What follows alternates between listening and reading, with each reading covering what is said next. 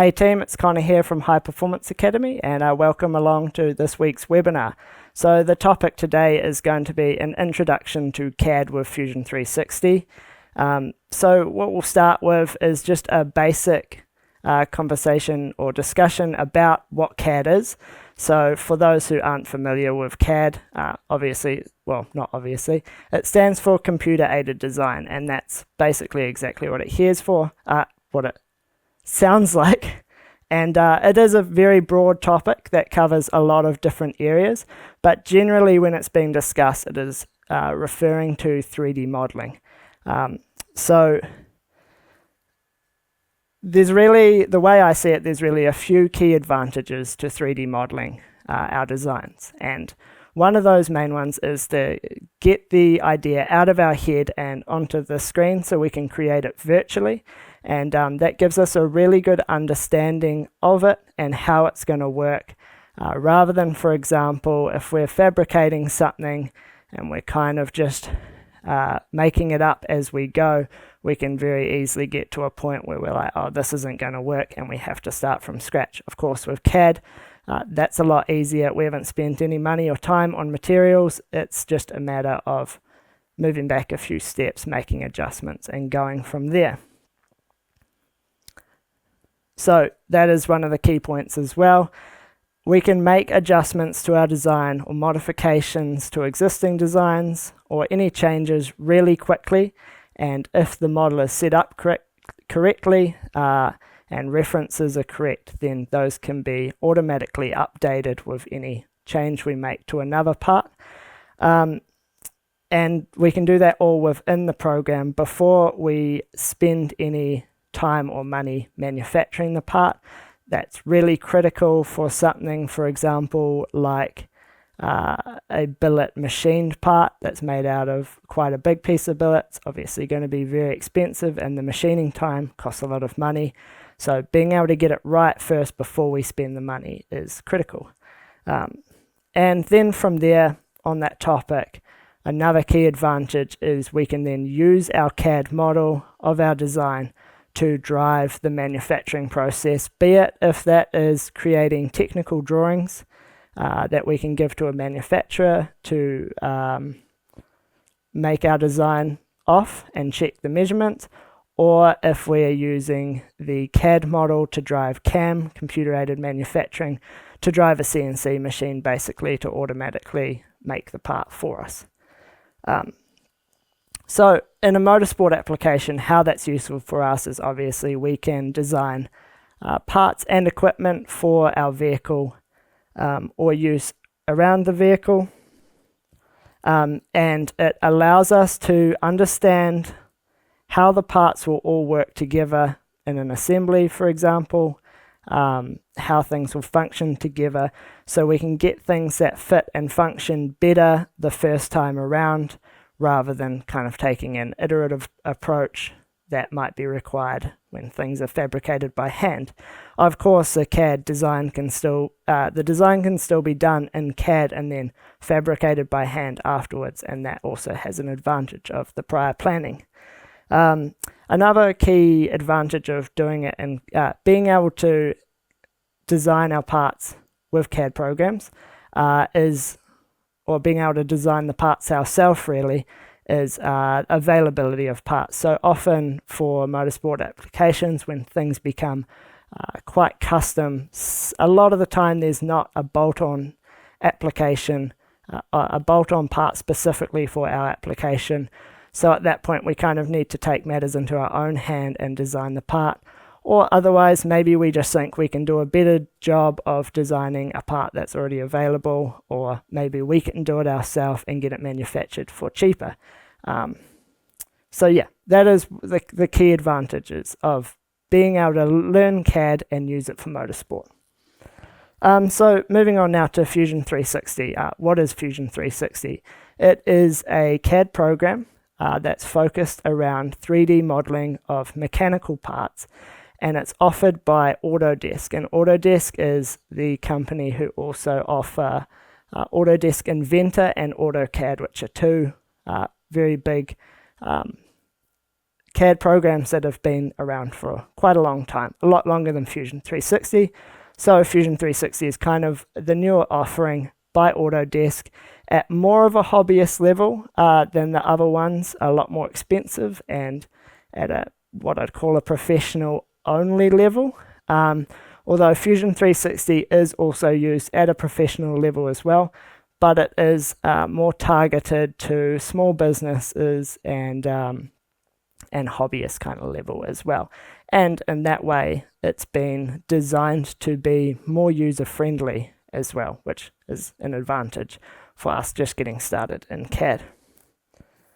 So it is a 3D modeling program, but it also features a lot of other tools around CAM, computer-aided manufacturing, as well as simulation and generative design and some other areas. So a lot of other CAD programs also have those inbuilt tools as well, and some don't. Fusion 360 has a good range of them. So one of the key points of Fusion 360 is there is a free version that is Fusion 360 for personal use. If we just jump onto my laptop screen, I have the web page open from on the Autodesk site here. If you just searched Fusion 360 for personal use, this is one of the first ones that pop up. And here you have a really clear comparison between the free and paid version of Fusion 360. So, for the design and 3D modeling, which is kind of the key part we're interested in, a lot of the tools and functionality is really the same here. Where we do have some limitations is in these other areas here. So import and export file types, documentation, things like that. So one of some of these limitations of the free version may or may not be a problem to you. It really depends on what you're working on. The paid version of Fusion 360, as we see down here, they got a bit of a sale on at the moment, but so that's around $500 a year, and that is, although significant, still on the a lot more affordable side of the spectrum when it comes to CAD programs, or specifically more powerful CAD programs. But yeah, we'll come back to this page in just a moment. Firstly, we'll just talk about some pros and cons of Fusion 360. And these can kind of be viewed either way. So first of all, Fusion 360 is cloud-based, and that means that all the files are stored online. But the advantage of this is you can access the files from any device. So for example, I use a laptop while I'm working at home, and I use a desktop at work, different computers, and I can access the same files by just opening the application. Fusion 360 has a lot of features. It is quite a powerful program, especially when you get used to it. You can basically model whatever you'd need to model for a motorsport application anyway. And the other thing is Fusion 360 is focused around what's called a top-down modeling approach. So basically what that means, I have another image here on my computer. So top-down modeling basically means that our design is in one single location. We can have one single design file, and inside that we can model all the components in assembly from one single location, and model them in the context of the other parts. Whereas more of a bottom-up approach, like what SolidWorks, for example, is more focused around, the parts are modeled individually and then brought together in an assembly. And that has its benefits, especially in terms of like revision control, which is important in professional environments, but it can make the process a bit slower if you're working on an assembly and you need to go out of the assembly to change the an individual part and then bring it back into the assembly to make updates. Obviously in in SolidWorks there is some ways to work around this, and in any case of a lot of these programs you can take a top-down or bottom-up approach. It just depends what the program is actually kind of designed around or focused on using. So Fusion 360 uses this top-down approach, and once you get used to it, it is very effective, and it does speed things up quite a lot. So as I see it, that's one of the advantages. So if we're talking about disadvantages, the cloud-based aspect to it could be a disadvantage because you do need an internet connection to work and save your files, although you can switch to offline mode, which I'll show you how to do just in a moment, and work from there. So it's not a deal breaker. Fusion 360 is an application, so you download it to your computer, and as opposed to something like Onshape, which we'll discuss in a moment, which is browser-based, so you just access it through the internet. So you download it. This could be a positive or advantage or a disadvantage depending on how you look at it. You have to use the storage on your computer to save it, but you can work offline as well. One of the key limitations to Fusion 360 is with the free version, so the free for personal use version. And the key disadvantage around this is that you can only have 10 active and editable documents at one time. And again, this may or may not be an issue for you. You can save a lot more documents than this or designs, but you need to basically toggle them between active or non-active. And then also a lot of the features, the more advanced features, are not available in the free version.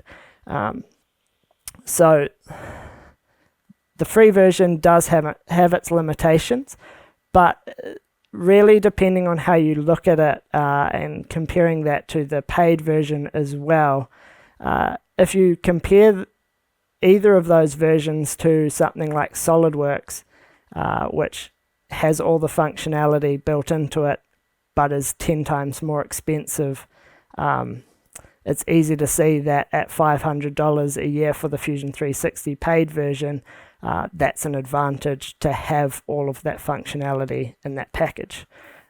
So depending on what you're comparing it to, the cost side of things is an advantage or a disadvantage. If you compare it to something like FreeCAD, for example, which is free, anything involving cost is going to be a disadvantage. On top of this, so the price has increased for the paid version over the last few years, and it'll probably increase more in the future. That's just something to be aware of.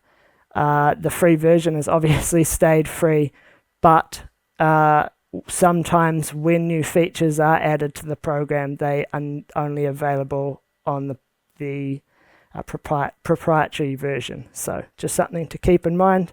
The other thing to point out is Fusion 360 is subscription based, and that basically means you download the application but you pay it on a yearly basis or maybe monthly. It's not something that you can just download, have on your computer and use for life. It's not a one-time thing. But that is kind of the way a lot of programs like that, if anyone's familiar with the Adobe Creative Suite, a lot of these things have gone the same direction. So if we just compare it quickly to some other programs, start with something like SolidWorks, which is one of the main go-to professional CAD programs. And a lot of what I'm going to say here is also applicable to Inventor and Creo Pro E as well. They all kind of fall into the same category, although different in their own ways. These are non-cloud based programs, so all the files are stored on your computer. as opposed to Fusion 360 being cloud-based, storing the files online. SolidWorks for the standard license is about, I think, 6 to 8 times more expensive than the paid version of Fusion 360 per year. And then there's a premium version, which you basically double that price again, so it's significantly more expensive and probably out of the budget for a lot of home enthusiasts who are just using this on their own projects. Fusion 360 is significantly more affordable in that way. SolidWorks, Inventor, and Creo, however, are very powerful programs. They've been around for a long time and had a lot of development in them. This can be good or bad. If you're new to CAD modeling, it can be kind of overwhelming. SolidWorks itself is quite a user-friendly program. Creo Pro E, on the other hand, is not so much. But if you were to compare them to Fusion 360, yes, they are more powerful. Moving on.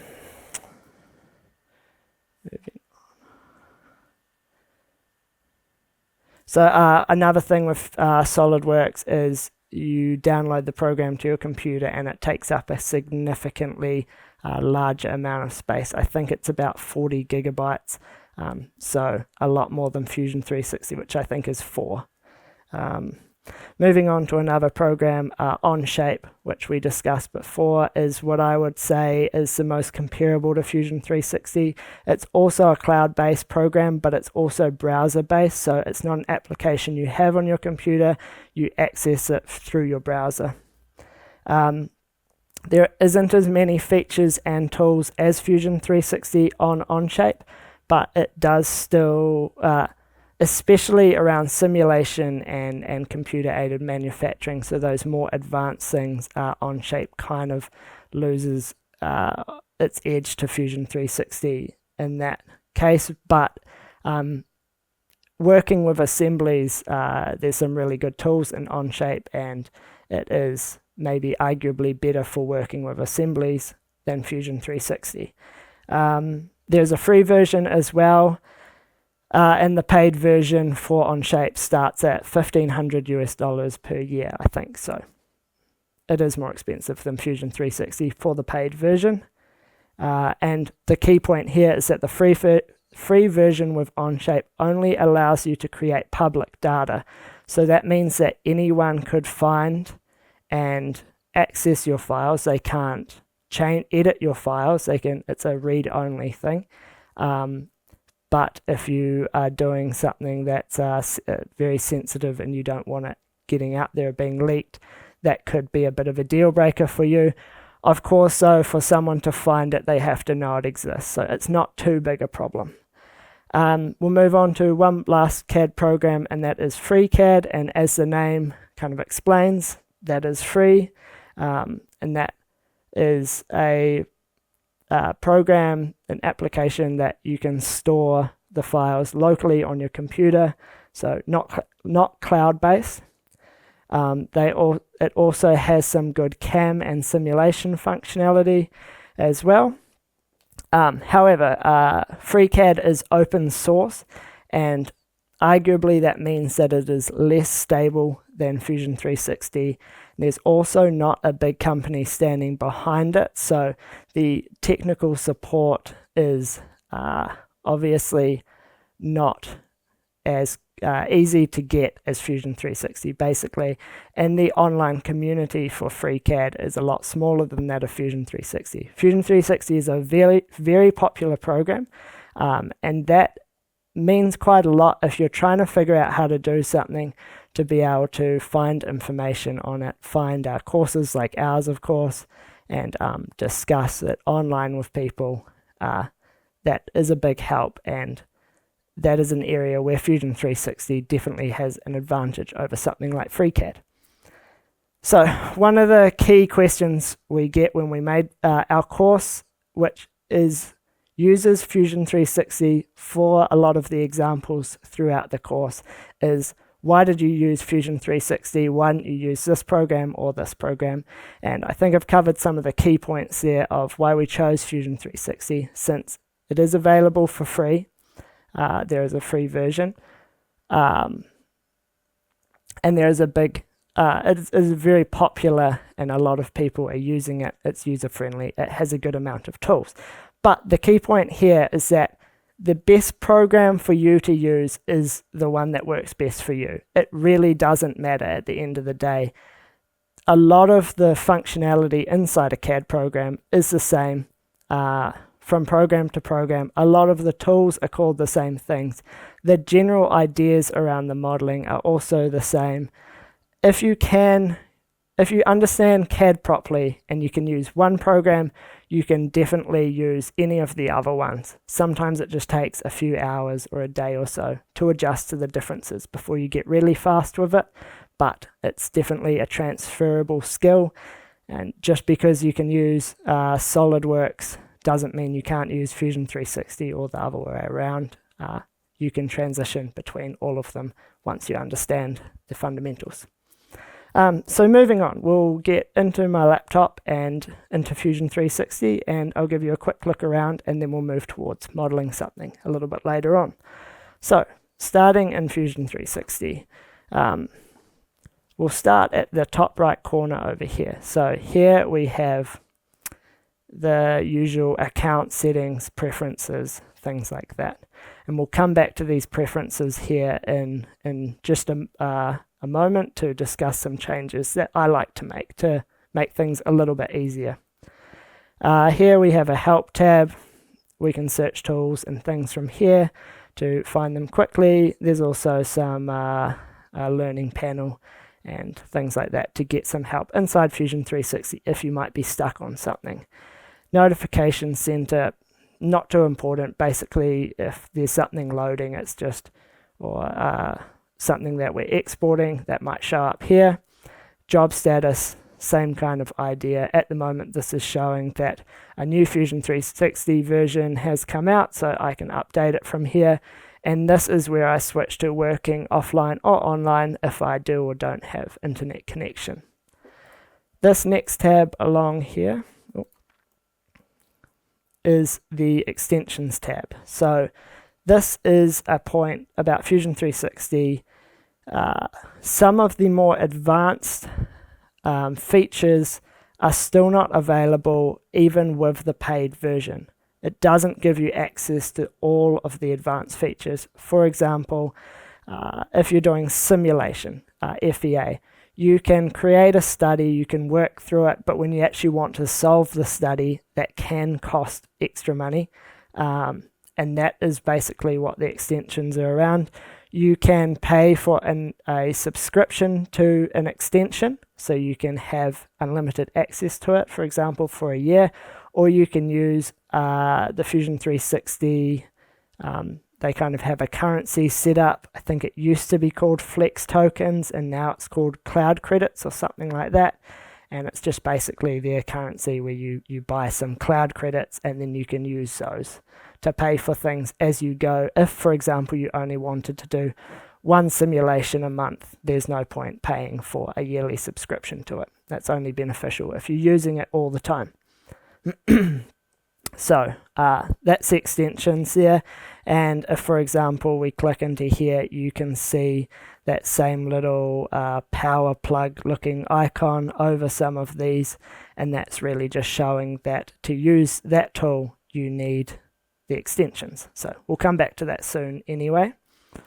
And we'll move on a bit for now. So opposite corner, far left top corner, we have the data panel, and this is basically where all our designs and files are located, and we can arrange these into different projects, and it's basically just your file management system. And in my case, I'm using the proprietary version of the software, but if you were using the free version, this is where you can toggle your designs between inactive and active and editable documents, and this is also where you come to find your designs, open them, and maybe upload designs that you might have downloaded or sent to someone else or something like that. That's all done from within here, and there's also a Teams tab up here where you can collaborate with other people on projects as well. So moving on, that's the data panel. We'll look at the file thing for next. This is fairly standard for a file tab, what you'd expect to see, open, save, export, all that thing, but this is also where you come to create new designs, that or this little plus icon over here to the right. So fairly standard there. We'll move on quickly from that. Next is the workspaces. So workspaces, we're generally, when we're 3D modeling, we're working within the design workspace, which is the one that you see at the moment. But if you want to do generative design, for example, you'd come here, click on to this, and it would bring up this new tab where you can start working through a generative design study. And the same thing goes back here for simulation. If you had modeled something already and then you wanted to do a simulation study, for example, a stress analysis, this is where you would access it from. There's the other key one to consider here. So that's generative design, simulation, computer-aided manufacturing. So that's all done from there, making toolpaths and stuff like that to control a CNC machine. And then the drawing one down here as well. So where we can start to create a new technical drawing from the design that we have modeled. That's available there, or also under the File tab as well, New Drawing. So moving on, so that is our workspaces, and other than that we have our toolbars along the top here, so that's where we see solid, surface, mesh, sheet metal, so on. So inside these toolbars are our tools, obviously, and that is what we use to do the modeling process. So this is where we can basically create 2D drawings, profiles, and turn them into 3D bodies using these tools, modify them, and do basically all sorts from here. And these toolbars, we have a range of different toolbars for different types of models that we're creating. So basically they create different, what we call bodies in CAD. So starting with the solid one, solid modeling creates solid water-type bodies. So sheet metal bodies are also the same in this regard.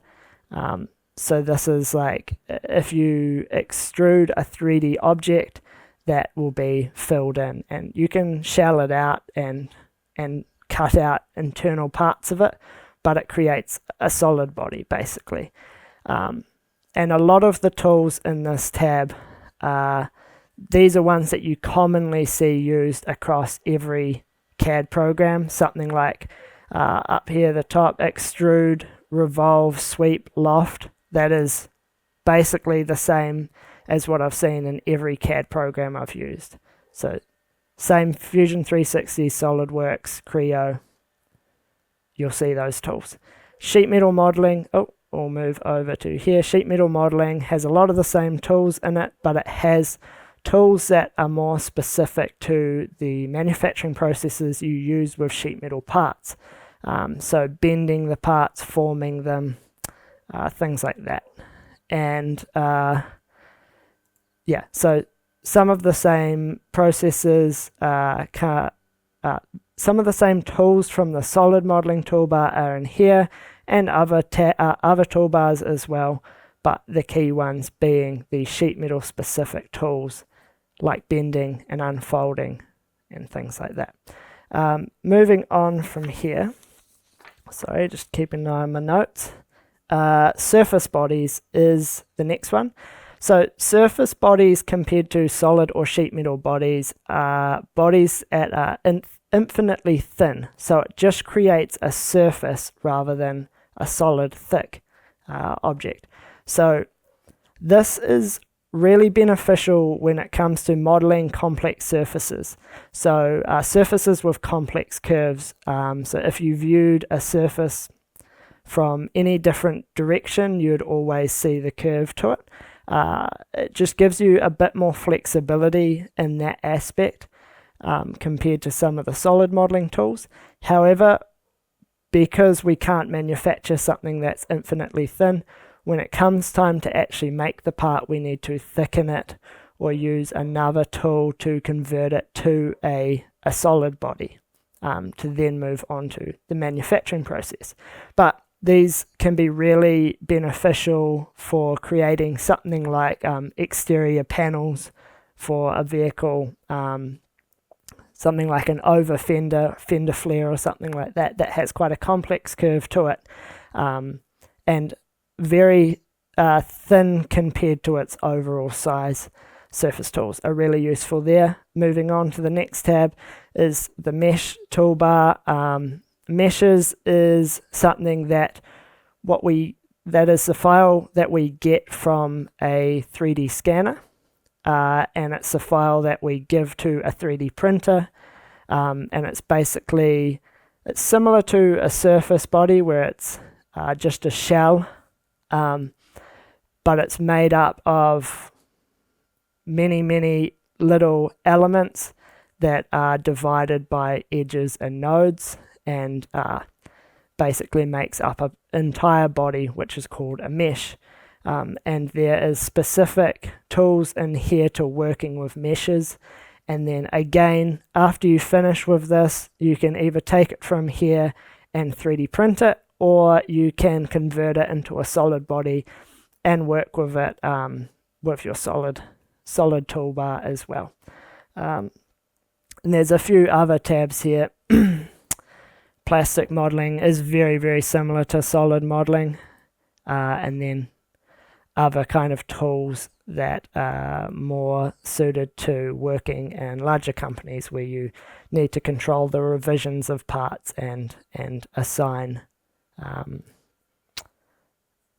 actions to people, basically, and get parts peer approved and things like that.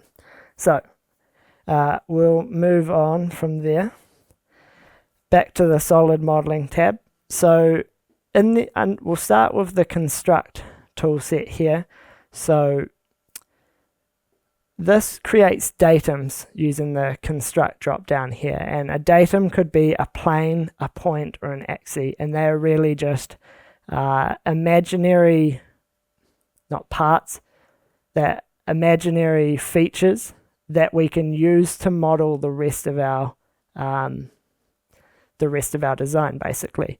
So there's a range of tools here, and they're all fairly self-explanatory, and of course if we hover over them we get a bit of a description of what we can how we can use it in to the side of that. So again, create these planes or axes or points, and we can use them to model other parts, but they are not really included in the final solid bodies. From there, moving on to the create tool set. So this is what we use to create our 2D sketches or our 3D bodies.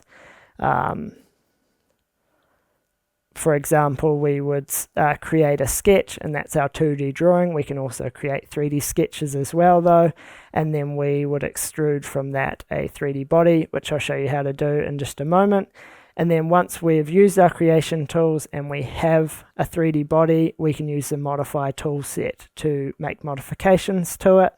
And there's a range of different ones here, which again I'll show you soon how to use. There is, with the create tools and the modify tools, quite a lot of flexibility with the order that you use them in, as well as the settings and preferences inside the tools. So we have a lot of flexibility over what we can model. We can basically model whatever we can think up. The key thing to keep in mind here is the manufacturing process. We don't want to design a part where we can't get it manufactured for whatever reason. So we always need to keep the manufacturing process in mind to make sure we can actually make our design at the end of designing it, modeling it. Moving on, so in the middle here we basically just have our model space, which is where we'll be able to visualize the model, and we'll get something in there in just a moment. And in the top right corner here we have our origin, basically, or this shows the orientation of our model. So if I click and drag on the middle mouse button, can see that that moves, and when we have a model in there, that'll make a lot more sense. But we can also click this and move our model around. So that just basically shows that, and there's a few more settings here. If we right click, change between perspective and orthographic views, things like that. Over on the down the bottom of the screen, we will have our timeline. Again, we'll see this soon, and the browser here. Those are the other important parts that we come to quite a lot, and when I model something, it'll make a lot more sense, so I'll show that then. And then we also have a bunch of settings for how we view a model down the bottom here. So that is, before we move on, I will just show you in the preferences some of the key settings that I like to change just to speed up the modeling process for what I am used to. So one of the first ones I do here is the default modeling orientation. I change it to Y up rather than Z up. And if you look over here, you'll see the Y axis, X axis, and Z axis. And I am just more used to, because I've used SolidWorks the most, the Y axis being in the vertical position. It just makes it easier for me, but it's whatever suits you. The Z axis, Z up orientation is more suited to when you are using the CAM functionality, computer-aided manufacturing. So when you come to make the toolpaths and stuff, having the Z-axis in the vertical position does save you a bit of time, but it works either way. It doesn't really matter. Another one that I change here, the pan, zoom, and orbit shortcuts. Like I said, I'm most familiar with using SolidWorks. These basically just change what buttons on the mouse and on the keyboard you need to click to move the model around. I like to have it on the SolidWorks ones because it just makes it faster for me to navigate through the program and move my model around. So that's where you do that. Another one, so if we go into the side over here and find the drawing tab, another one I like to change in here is just changing, I use the standard, ISO standard, and I change the projection angle to third angle projection.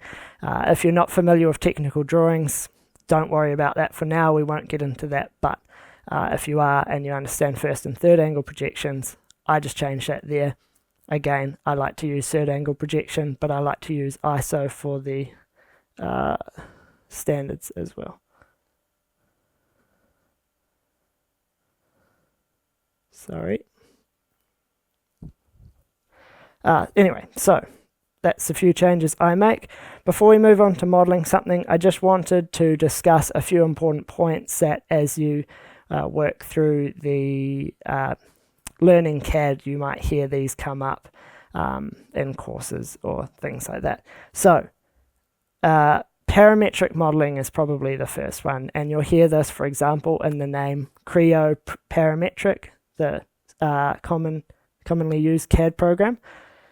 So parametric modeling, it basically just refers to the way that our model is created. So it's created using parameters, and it's controlled by the parameters. And that means that we have a history of the features, and we can go back and change them and edit them very easily. And this is probably, for the type of modeling that we do, especially on motorsport parts and mechanical parts, this is really the most suited, and it's the system that most of these programs, SolidWorks, Inventor, Fusion 360, they all basically work on parametric modeling.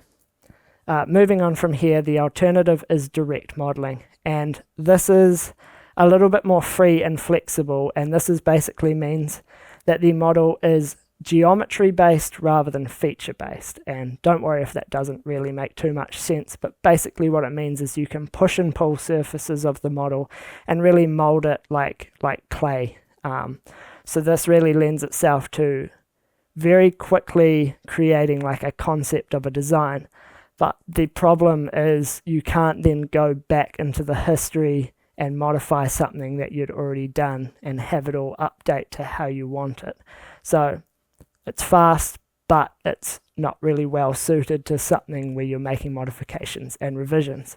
And that brings me to another point back on the computer screen here that I wanted to discuss, and this is this Create Form tab tool in our solid toolbar. So if we just jump in here, this is a newer kind of feature to have in Fusion 360, and it basically lets you do model like organic shapes, the ones that we'd see from something like generative design if you're familiar with that, and kind of push, pull and move points around in a more free fashion. I think it's referred to as T-spline modeling. So yeah, you can get a really organic shape out of here that can work really great with like fluid flow or something like that, and it's a lot more flexible. So as you come in here and you use the tools, it will follow kind of a parametric thing where you get features on your timeline, but then as you finish the form in the timeline, that history won't be captured anymore. So it's kind of like creating a direct, it's like direct modeling inside of a parametric modeling system, if that makes any sense. Anyway, we will move on from that. So if you have any questions at this point, it's a good time to start entering them into the chat, and I'll get to those at the end, just after we've done a bit of a demonstration of modeling something. So swap over to some photos quickly. What I'm going to model, because it's a fairly simple thing to model quickly and I can take two different approaches, is these two different shift knobs. So these are kind of popular or classic ones from Nismo that a lot of people have seen. So we got the Aluminium version here, which is kind of a cylindrical design with a bit of a taper on one end, and then the Duracon one here, which is more of a obscure rounded shape. So we'll start with these, and I'll model each of them quickly. I'll use two different methods just so you can understand the different process you can take to model something that's very similar. So jumping back into Fusion 360, and where to begin on something like this when you're just getting started on CAD can seem a little bit ambiguous and not make much sense, but as you get more experience and you understand the different ways you can model things, it starts to become more obvious of where to start. So we'll start with the Aluminium shift knob, and what we'll do is we'll create a sketch, and we'll do that on the top plane here, also known as the ZX plane, because it intersects the Z and X axes. So if we click that, then it takes us to look directly at that plane. And we'll start by just sketching a circle here on the origin point, which is in the center of our model space. And I'll just enter 30 there. I'm working in millimeters. So our circle will have a diameter of 30 millimeters, and it's centered on the origin. And that's all it's going to take for that first sketch. From there, I can move into the extrude tool, which is probably the most common 3D creation tool that you'll use in CAD, and I can just drag that 2D sketch up into a 3D body by 40 millimeters, or I could enter 35 or 50 or 40, 40 there. And that's just going to create a new 3D body from that, and I'll hit OK. So now there we have our first 3D body, and I'm just using my SolidWorks orientation setup on my mouse, clicking the middle mouse button and dragging and moving it around, and you can see the views move here with it.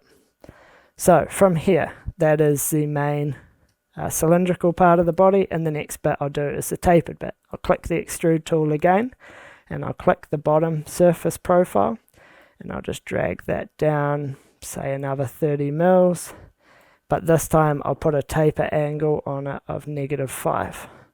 So it just tapers it as it pulls it down, and then the operation here will be set to join rather than new body or cut or anything like that, so that joins to the existing body that we already have. And I'll click OK to do that. From here, the next point is I'm going to create the threaded hole in the bottom of the part. To do this, I actually need a point in the middle and the bottom, so I just clicked to sketch on that bottom surface. And what I can do is actually, I'll go the drop down here, project and include the surface, and I'm basically just trying to make a point in the middle of the surface. So that's what I've got there. I can finish this sketch. I can click the hole tool, select that point, and this has made the hole too big, so it's going right through the walls of the part.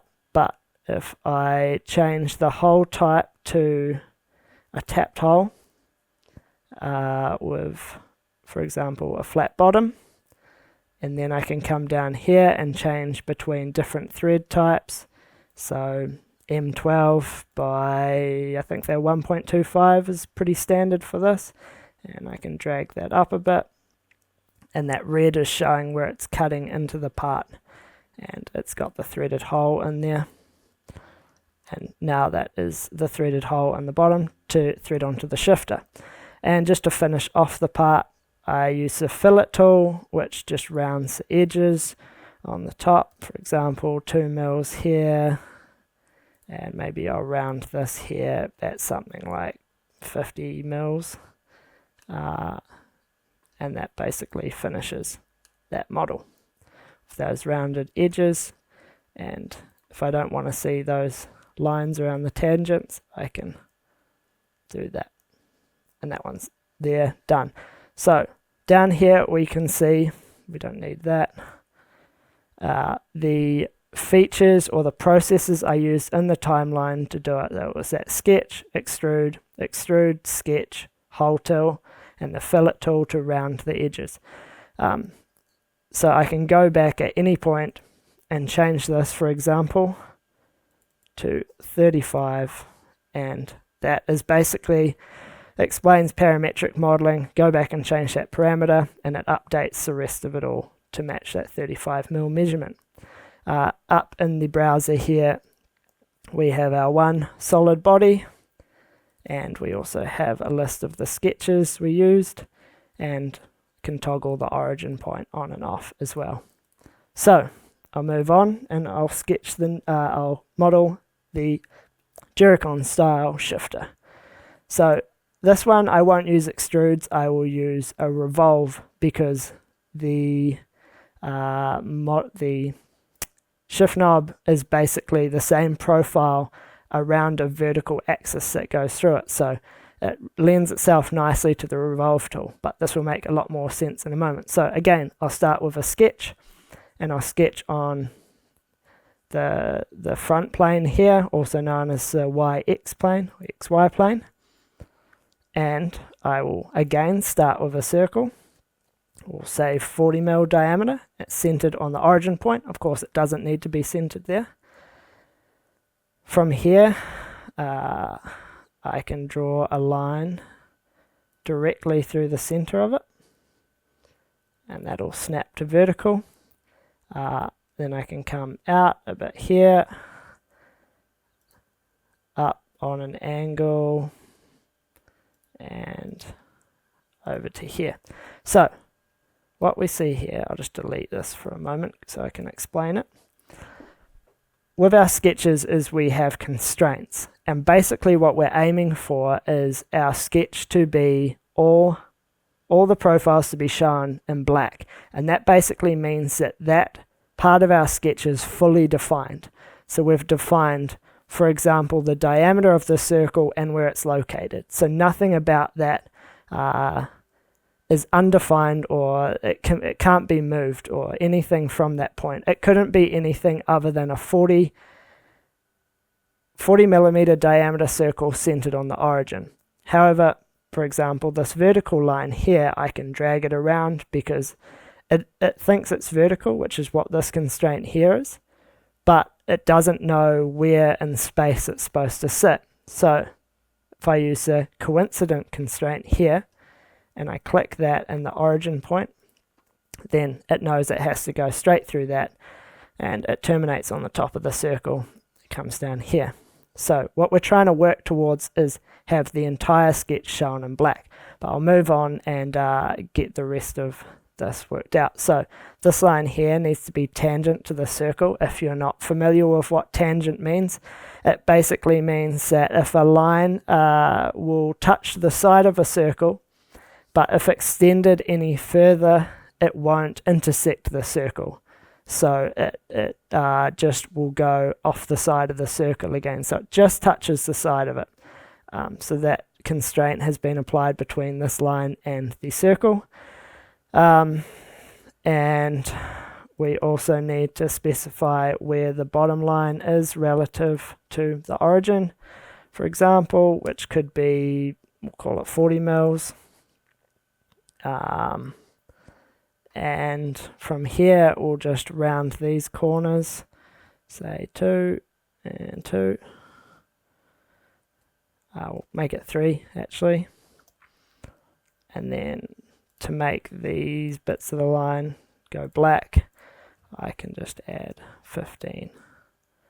And we'll go 15 again for this. And this one also needs a height.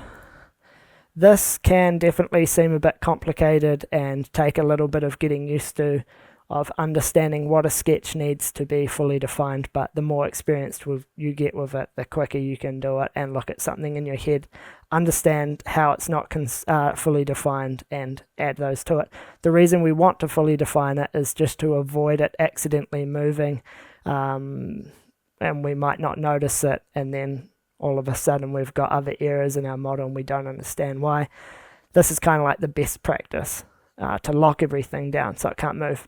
You can use the trim tool here just to delete the parts we don't want, and then we have our enclosed closed loop profile here. It's actually a very light shade of blue to show that that we can use to move on.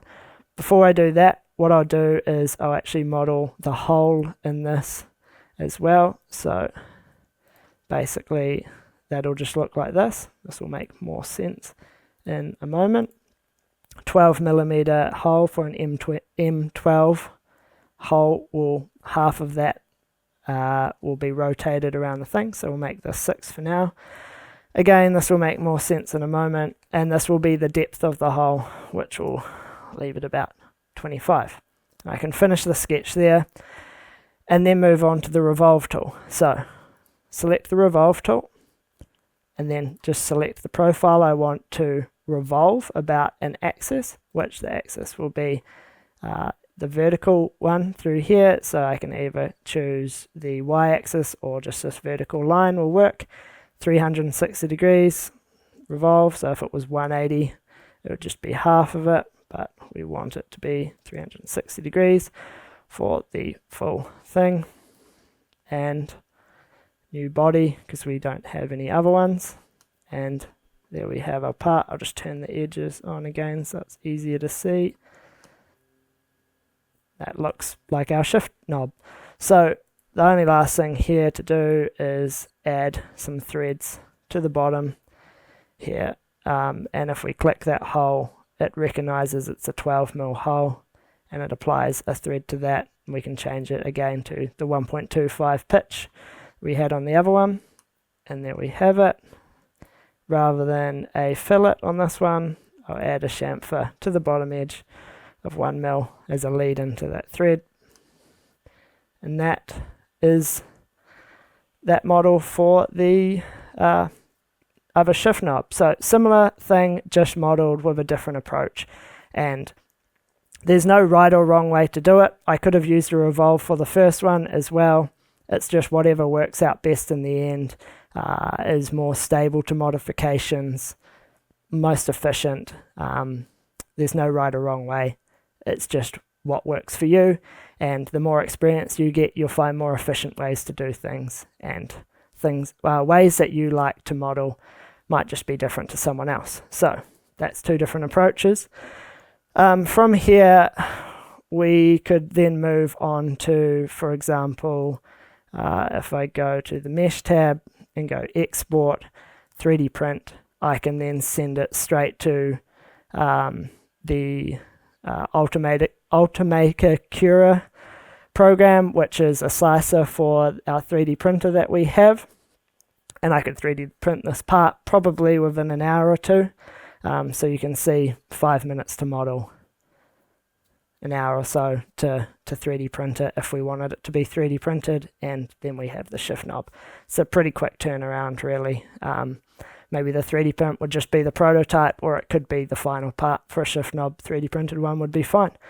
So, or from there we could go to the manufacture workspace, and for example, if we had a CNC lathe, we could produce a G-code, a toolpath, to make this part from there. Or make a technical drawing, send it to a shop where someone could make it themselves on a lathe as well. So that basically wraps up the lesson, and I'll move into answering some questions, if there are any. Okay, so I'll start with this one from Diamond Star Works. So, advice on best methods of using picture inserts or multiple picture inserts to accurately recreate parts. So this is like what we're talking about at the start in the pre-show when we're talking about using the canvas for the valve cover design. So using pictures in CAD, in Fusion 360, it's called canvases, and we can use 2D pictures to basically use as a reference to design around. My advice on it really starts from the stage of actually taking the picture. So it depends. If you are taking the photo on your, if you're taking the photo to use, rather than using something like a PDF drawing or a scan or something like that, you need to take the photo in a way that it minimizes the distortion that you get with the camera lens. So you really need to take it straight on, not from any angle. From further away is good. The closer you get to something, the more distortion you get, and the higher the focal point of the lens you use. For example, if you're using your iPhone with 3 lenses, you want to use the most zoomed in one from as far away as possible. You still get the part in the picture, and that will give you the most true to shape, basically, profile to copy around. When you go into Fusion 360, I'll just jump back into my laptop again here into Fusion 360 and go to the solid modeling tab. I'd also recommend the picture file being a PNG image, because sometimes when I've been importing JPEG files, it will scale it in different ways on the X and Y axis. I found that PNGs tend to hold their shape a lot better. We go insert here and canvas, and then we can find, for example, strut tower front view here. This would be a good one. And then apply it to a face, which will be this plane. I'll just hide that model for now. And it will bring it in.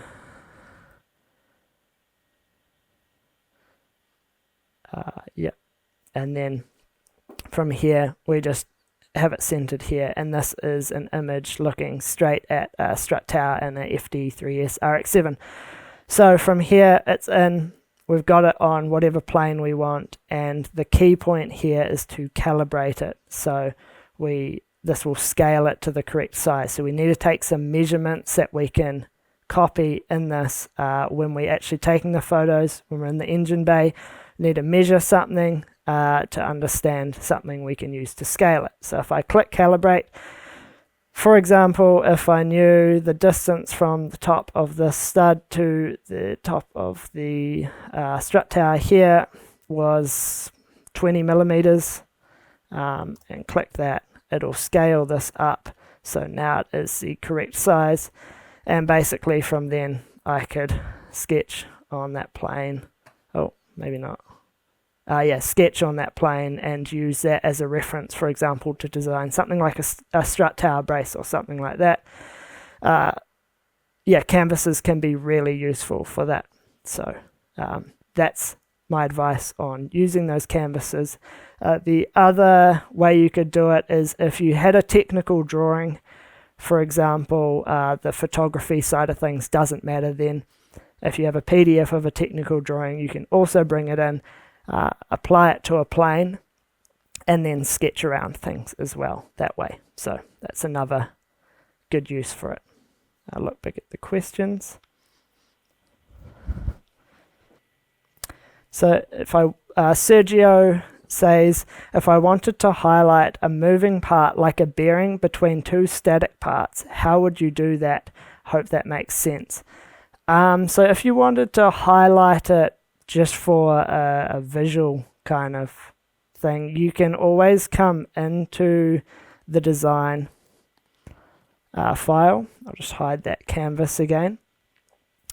And what you can do is hit A, or actually I'll do it this way, right click on a body and hit appearance.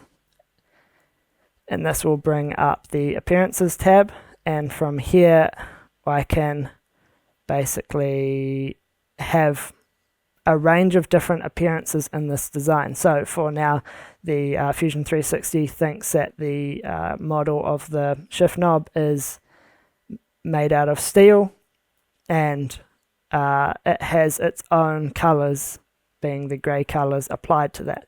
If I just duplicated this, if I had multiple bodies in the design, I might want to do this and right click and edit it. I can, for example, change the color to red, hit done, and then I can just drag that onto that body. So if you had the bearing between two things and you just wanted to change the appearance of it for that reason, that would be an easy way to do it. Just change the color of it in that way, and have the two static parts either side that you're talking about in another color. That's a pretty simple way of doing it, changing the way it looks to make a point, I guess. Otherwise, simply selecting the entire body, if it's just a temporary thing, also highlights it blue. Moving back, to the questions.